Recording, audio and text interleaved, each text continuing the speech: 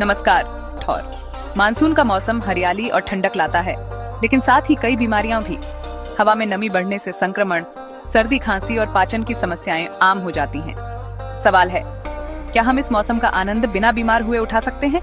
जवाब है आयुर्वेद। हमारी विरासत में छुपी हैं ऐसी जड़ी बूटियां जो मानसून में इम्यूनिटी बढ़ाने में मदद करती हैं। आज जानेंगे कैसे नीम, तुलसी, अदरक, हल्दी जैसी साधारण चीजें असाधारण लाभ देती हैं। तो चलिए प्रकृति के साथ इस ज्ञान यात्रा की शुरुआत करते हैं। तैयार हो जाइए आयुर्वेद के रहस्य खोलने के लिए। पहला पड़ाव, नीम। भारतीय संस्कृति में नीम को सर्व रोग निवारिणी कहा गया है। मानसून में त्वचा पर फंगल इन्फेक्शन, फोड़े, फुंसी आम है। नीम का पानी या पत्तियां रामबाण हैं। नीम की दातुन मुंह के बैक्टीरिया को खत्म करती है, दांत और मसूड़े स्वस्थ रखती है। नीम का सेवन इम्यूनिटी बढ़ाता है और मौसमी बुखार से बचाता है।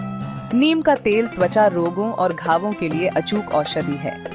नीम के हर हिस्से में औषधीय गुण हैं। इसे अपनी दिनचर्या में शामिल करें। अब बढ़ते हैं अगली जड़ी बूटी की ओर। अगला पौधा, तुलसी। ये सिर्फ पौधा नहीं बल्कि स्वास्थ्य का प्रतीक है। मानसून में सर्दी, खांसी और श्वसन समस्याओं के लिए तुलसी का काढ़ा अदरक और शहद के साथ अचूक है। तुलसी इम्यूनिटी को मजबूत करती है और संक्रमण से लड़ने में मदद करती है। ये एक बेहतरीन एडाप्टोजेन है, तनाव कम करती है, मन शांत करती है। इसके एंटीऑक्सीडेंट गुण उम्र बढ़ने की प्रक्रिया को धीमा करते हैं। बुखार में तुलसी पसीना लाकर तापमान नियंत्रित करती है। इस मानसून 1 कप तुलसी चाय से दिन की शुरुआत करें। अब बात अदरक की। भारतीय रसोई का सुपर फूड। मानसून में पाचन कमजोर हो जाता है। अदरक पाचन एंजाइमों को सक्रिय करता है। भोजन से पहले अदरक का छोटा टुकड़ा सेंधा नमक के साथ चबाएं। पाचन सुधरेगा।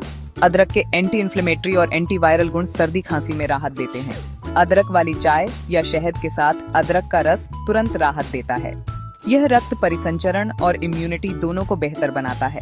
मानसून में अदरक को अपनी डाइट में जरूर शामिल करें। अब बात हल्दी की। Golden spice. हल्दी का करक्यूमिन संक्रमण से बचाव और इम्यूनिटी बढ़ाने में मदद करता है। रात को हल्दी वाला दूध पीना शरीर की मरम्मत और अच्छी नींद के लिए फायदेमंद है। हल्दी त्वचा के संक्रमण, कटने, जलने और मुंहासों में भी लाभकारी है। यह पाचन तंत्र को मजबूत करती है और सूजन कम करती है। हल्दी तीनों दोषों को संतुलित करती है और शरीर से विषाक्त पदार्थ बाहर निकालती है।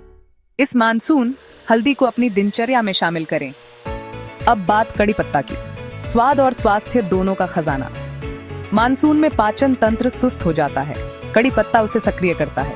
ये पत्तियां कब्ज से राहत और अच्छे एंजाइमों का उत्पादन बढ़ाती हैं। कड़ी पत्ता लिवर के लिए टॉनिक है, डिटॉक्स में मदद करता है।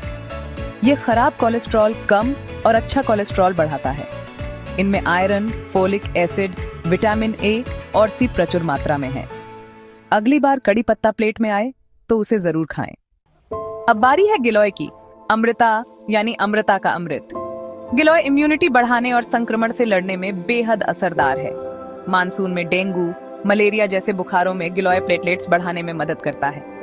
यह शरीर में सूजन कम करता है और जल्दी रिकवरी में सहायक है। गिलोय का काढ़ा या रस सबसे अच्छा तरीका है सेवन का।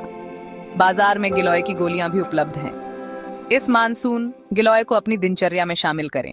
अब बात अश्वगंधा की। शक्ति और सहन शक्ति का प्रतीक। मानसून में थकान और तनाव आम है। अश्वगंधा कोर्टिसोल कम करता है, मन शांत करता है।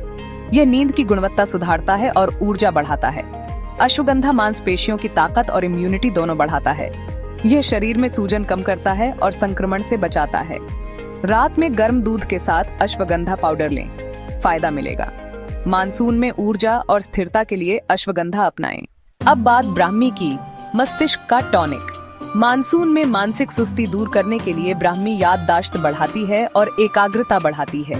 यह तंत्रिका तंत्र को मजबूत करती है। छात्रों और पेशेवरों के लिए फायदेमंद है। ब्राह्मी तनाव कम करती है, मन को स्थिर और शांत बनाती है। यह नींद को बेहतर बनाती है और मानसिक स्पष्टता लाती है। ब्राह्मी का रस, पाउडर या तेल किसी भी रूप में लिया जा सकता है। मानसून में ब्राह्मी से अपने मस्तिष्क को पोषण दें। इन जड़ी बूटियों का उपयोग करने से पहले एलर्जी की जांच जरूर करें। हमेशा कम मात्रा से शुरुआत करें और शरीर की प्रतिक्रिया देखें। सही खुराक का पालन करें, अधिकता हानिकारक हो सकती है। गर्भवती, स्तनपान कराने वाली महिलाएं या गंभीर बीमारी वाले लोग डॉक्टर से सलाह लें। आयुर्वेद अपनाएं, स्वस्थ रहें और मानसून का आनंद लें। अगले एपिसोड में फिर मिलेंगे, तब तक के लिए नमस्कार।